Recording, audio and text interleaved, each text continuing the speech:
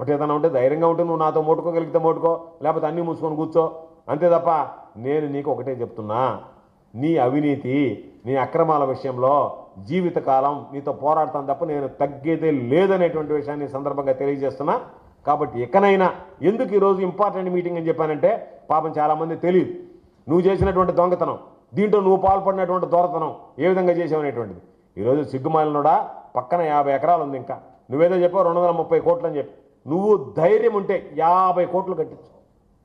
సగం ల్యాండ్ పోయింది, సగం ఉంది. నీ జీవిత కాలంలో నువ్వు దాని మీద కనుక ఈరోజు 238 కోట్లను రాయించావు కదా, 50 కోట్ల రూపాయలు నువ్వు కట్టిస్తే దాని మీద మిగతా ల్యాండ్కి నేను రేపు ఎన్నికల్లో పోటీ చేయను, జీవితంలో పోటీ చేయను, పోటీ నుంచి విరమించుకుంటా. నువ్వు కనుక ఆ మిగిలినటువంటి ల్యాండ్కి 50 కోట్ల రూపాయలు కట్టించు, చాలు. 238 కోట్లు అన్నావు, 50 కోట్లు కట్టించు. లేదు అనుకుంటే ఇప్పుడు ఈ ల్యాండ్ నీకు బదలాయిస్తా, దాంట్లో సగం ఇచ్చినా చాలంటున్నాడు.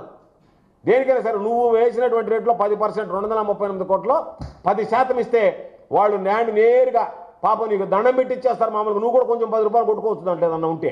238 కోట్లు అన్నావు కదా, నీకు పాపం 10%కి ఇస్తే దాని మీద నువ్వు ఎంత కొట్టుకోగలిగితే అంత కొట్టుకోవచ్చు. నీకు ఏమోడా ఈ లీజ్ షీట్లు ఎంత వస్తుంది, పనికి మాలోడా గబ్బు పట్టడం తప్ప ఇది కొట్టుకోవచ్చు తప్ప.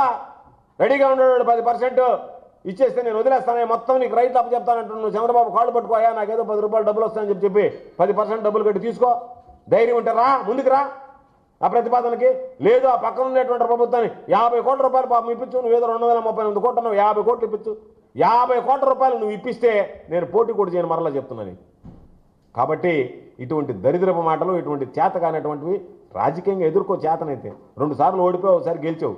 ఆ దమ్ము ధైర్యం లేనటువంటి వాడు ఏదో ఒక విధంగా కుటుంబ సభ్యుల గురించి, వాళ్ళ గురించి, వీళ్ళ గురించి మాట్లాడడం అనేటువంటిది సరైనటువంటి పద్ధతి విధానం కాదు. ఇది మీడియాకు కూడా మంచి పద్ధతి కాదు అనేటువంటిది ఈ సందర్భంగా తెలియజేస్తూ, మరలా నేను పోరాటం చేసేటువంటి వ్యక్తిని తప్ప ఎక్కడా కూడా రాజీ పడేటువంటి మనస్తత్వం కాదు.